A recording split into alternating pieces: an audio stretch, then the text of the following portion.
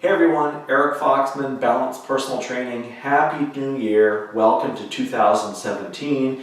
With the new year comes New Year's resolutions. And I have 10 tips that I want to share with you that's going to put you way ahead into achieving your health and fitness goals. Before I do that though, I want to make sure that we're all on the same page, okay?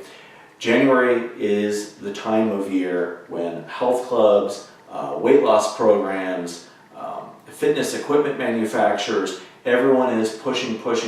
There's ads everywhere telling you that you need to get in shape, that now is the time to do it. I'm here to say that's great if that's your reason. If you have decided to get in shape and you're going to use 2017 as the year to move you forward, you might already say, Eric, I made my resolution in 2016, I'm just continuing on. Or you might be saying, hey, I've spent the last 2, 3, 4 decades getting in shape and I'm just going to continue on. That's great too. I guess what I'm saying is I want you to decide for yourself about achieving your health and fitness goals because you decided, not because some advertisement, some gym, a personal trainer, a weight loss supplement is convincing you to do it. Because sometimes that's great, sometimes we do need a push, but sometimes it could be very costly, and not just money, but also emotions and all that kind of stuff. So for yourself, if you've decided, that's awesome. Okay? So here we go with 10 tips to help you achieve your health and fitness goals for 2017. And the first is identifying your goals, your what. It doesn't have to be one thing. I think too often people say, okay, you've really got to laser beam focus the one thing that you're going to do. Well, in real life, there's lots of goals and we can do lots of things at the same time. I'm not the type of guy who says, okay, the one thing at the expense of your marriage and your kids and your job. Okay, none of that kind of stuff. We're just talking about health and fitness. And it might be that you have a family history of diabetes and you just want to put yourself in a healthier category. Or you've got 30 or 40 pounds to lose and you'd really like to get that off over the next year or two. Or maybe you're a triathlete and you're going to go for your first event. Or maybe this is going to be your 10th one. Whatever it might be, just spend a little bit of time to identify what it is that you want to achieve. And the second is why. The why is the feeling for you doing something. Now, of course, if everything was feeling, then I wouldn't necessarily be getting out of bed. There's a lot of have-tos and things like that. But what I mean is the feeling that you'll get when you accomplish your goal. Or a better goal, in my opinion, is that journey in itself and how it will feel. I don't necessarily believe that you need to go head down, nose to the grindstone, drive, go get some air and then just drive. And then there's that goal. Because that goal is done and accomplished, then we'll be on to the next one.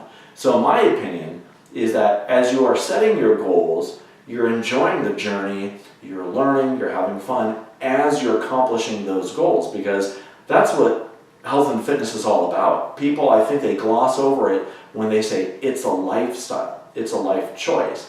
It's not one event being on stage, it's not one event where you're standing on a scale and, oh, hooray, it's the whole process. Number 3 is when.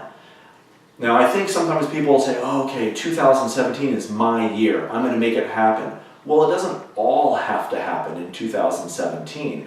You can decide to start in 2017, but you might have a 5-year goal, or you might have a 6-month goal. So just kind of think about what it is that you want, why you want them, how you're going to feel, and then give yourself kind of time frames for when these goals are going to happen. Number 4 is taking a personal inventory. Now that is one where you're kind of looking in the mirror and saying, okay, what are my strengths? What are my weaknesses? What do I bring to the table? And very often people will say, oh, I tried these 6 diets and I failed at each one. Fair enough. But I would say, hey, you are open enough, open-minded enough to be willing to try 6 times. So I don't see it as you're a failure because you failed 6 times, but you tried 6 times. Maybe you just haven't found the one that works best for you. So that's something, as you're taking a personal inventory, what are your strengths, and try to focus in on your strengths as much as possible. Number 5 is, what are you willing to invest? How much time, how much money, okay? And usually when I talk about time, I don't mean time at the gym or time on the treadmill, but also the time it takes to learn certain skills, certain habits. So what are you willing to invest? A lot of times people think about money. Getting in shape doesn't need to be an expensive thing. Number 6 is identifying resources that can help you achieve your health and fitness goals, like a personal trainer. Maybe there's a book or a blog or a website or a video or an app, something that can help you. You can make it real simple, and it could be a neighbor or a friend or a spouse, someone who holds you accountable. Those things are really important because doing it alone, again, the journey is part of it. So why be by yourself? Because it's going to be a little party, just you, woohoo, I achieved my goal. Why not help other people achieve their goals, and then it's an even bigger party.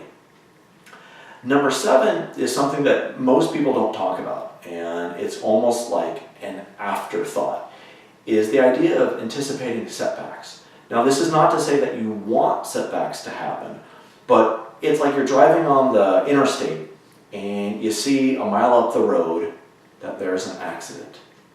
And now you need to anticipate what needs to happen, okay? You could either get off of the next exit and then get back on afterwards. Maybe all it is just changing lanes, whatever it is. So anticipating setbacks is really important. Most people, they're always thinking, oh, I gotta find this workout program. That's gonna do it for me. Well, most workout programs only last a few weeks because they lack priority. There's no way that you could be doing push-ups, burpees, shoulder presses, lunges, and squats as the majority of your workout and expect to think that your knees and shoulders won't be negatively affected in the weeks or months to come. That type of workout, while it might feel good and you're sweating and you're moving, it's all front delt and it's all knees. So anticipate the setbacks, and I would anticipate it by not doing that workout program or building other things in to that program, okay? So that's what I mean by anticipating setbacks. Number 8 is taking little steps. That's a great way to anticipate setbacks, is if you take little steps, you can manage and monitor what needs to happen along the way. If you just put your head down and you're just trucking as fast as you can, boom, you're gonna go and hit a wall. And then while you're flat on your back, you're gonna have to figure out, okay, what do I need to do? But sometimes slow and steady wins the race. And in the case of health and fitness, you might be training for a wedding. You want to fit in that dress or the suit. You might have a vacation. You might have a reunion, things like that. But those are all part of the bigger picture, okay? So that's why I talked about goals and setting 3-month, 6-month, year goals. And the big picture is your life and being healthy and using your body, not being injured, things like that. Number 9 is deciding. Deciding on the previous 8 that I just talked about. Deciding not to make this a big production. Deciding that you're going to go and load your gym bag in your trunk before you go to work. So you go from work to the gym to home, as opposed to going home and going, oh, I forgot, and then you see your couch and your remote control. Deciding that maybe Sunday afternoon you have to prepare some meals for the week versus it's Tuesday and you brought nothing for lunch, and then you and your colleagues go out and maybe eat something that really isn't in line with your health and fitness goals. So deciding to be prepared is what I'm trying to say. And number 10, biggest, most important, because it's all about life, in my opinion, especially as being a personal trainer, it's about having fun. Because if you are not having fun working out, if you're not having fun trying new recipes, if you're not having fun, doing these things, then what's the point? I mean, if you think that there will be this award and it'll be like, yeah, I did it, and it's gonna feel like that forever, it doesn't happen. So having fun with everything you do. As a personal trainer, I try to have my clients adhere to their fitness goals and their regimen by making it fun.